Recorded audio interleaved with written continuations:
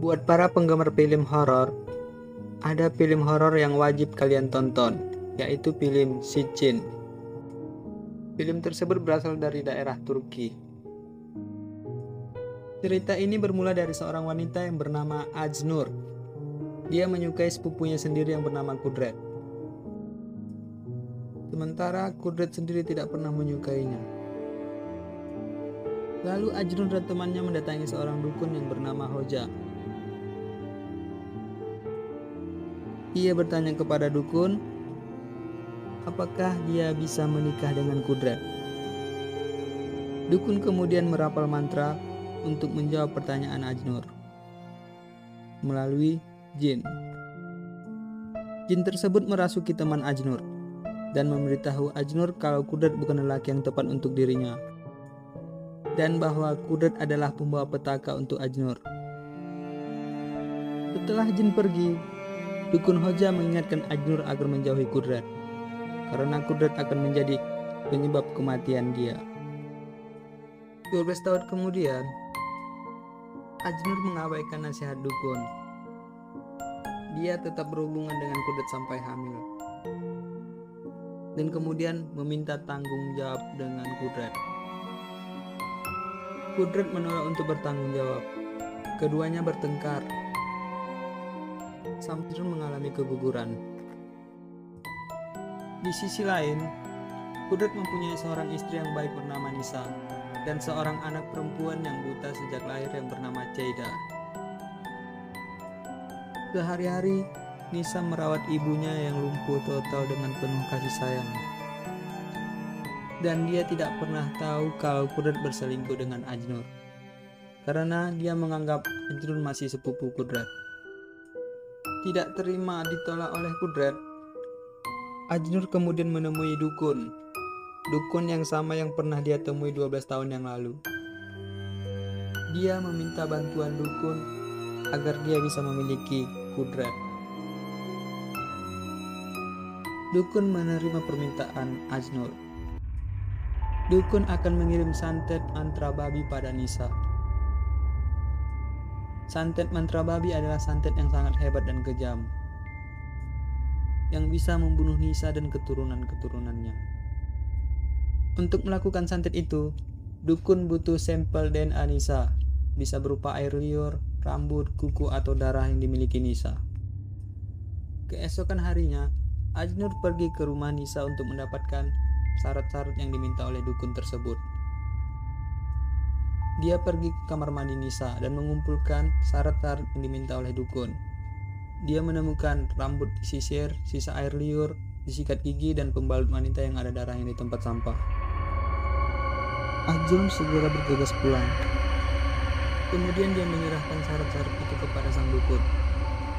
Dukun sangat senang karena Ajnur mendapatkan sampel darah Nisa di pembalut wanita. Karena menurut dukun, santet dengan darah korban sangat manjur dan hebat. Lalu ritual pun membuat perjanjian dengan jin pun dilakukan, dan sang jin pun mengabulkan doa mereka. Sejak saat itu, hari-hari berubah menjadi sangat mengerikan buat Nisa. Kejadian-kejadian tidak masuk akal pun mulai terjadi. Keesokan harinya, Nisa memberitahu hal-hal mengerikan yang terjadi yang dia alami kepada Kudret, tapi Kudret tidak percaya. Malah, Kudret menuduh Nisa sudah gila. Tapi anehnya, Ajnur pun mendapat gangguan. Dia melihat penampakan suaminya Ali Ismail dengan wajah berlumuran darah. Ali Ismail berkata kalau perselingkuhannya Ajnur dan Kudret lah yang membuatnya bunuh diri.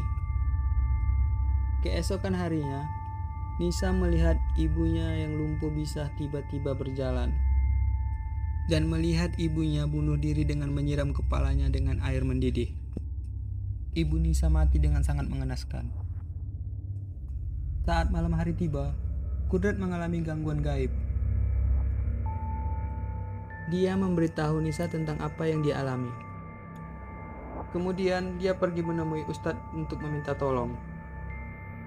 Malam hari kemudian, Ajnur didatangi sosok Nisa yang menyeramkan. Dengan segera, Ajnur menelepon dukun.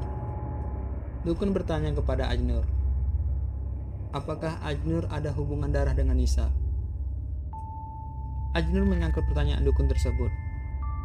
Dukun menyuruh tenang, karena yang akan mati hanyalah Nisa dan orang-orang yang ada ikatan darah dengannya.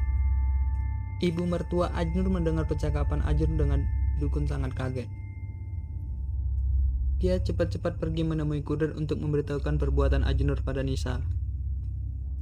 Kudrat segera membawa Nisa menemui Ustadz untuk diruqyah. Di sisi lain, saat Ajnur sedang makan, makanan di piringnya berubah menjadi lintah dan dipenuhi dengan darah. Lalu Ajnur bergegas untuk menelepon dukun. Tapi tiba-tiba tubuhnya menegang, tulangnya berderak dan tubuhnya terbanting di lantai. Ajnur mati mengenaskan. Kemudian Ustadz segera meruqyah Nisa, tapi tidak mempan sama sekali. Nisa kemudian menyerang Kudrat dan akan membunuhnya. Ustadz menangkap Nisa dan mengikatnya di kursi. Lalu Ustadz memukul kepala Nisa dengan kayu, sampai-sampai Nisa tak berkutik lagi. Melihat istrinya mati, Kudrat tidak terima. Dia menyerang Ustadz. Terlihat Ustadz menunjuk ke belakang Kudrat bahwa dia melihat sosok Ceda yang melayang di depan jendela. Ustadz memberitahu Kudrat kalau santet itu mengenai Ceda, bukan Nisa. Mengingat kembali bahwa Ajnur telah salah mengambil sampel DNA. Pembalut yang dia temukan itu bukan milik Nisa, tapi milik Ceda. Kesalahan itu berakibat fatal. Karena santet yang dikirim dukun adalah untuk membunuh korban dan orang-orang yang punya ikatan darah dengannya. Santet mengenai Ceda, maka sebagai bibi, Ajnur ikut termasuk di dalamnya, bersama Kudrat, Nisa, dan nenek Ceda. Itulah sinopsis singkat dari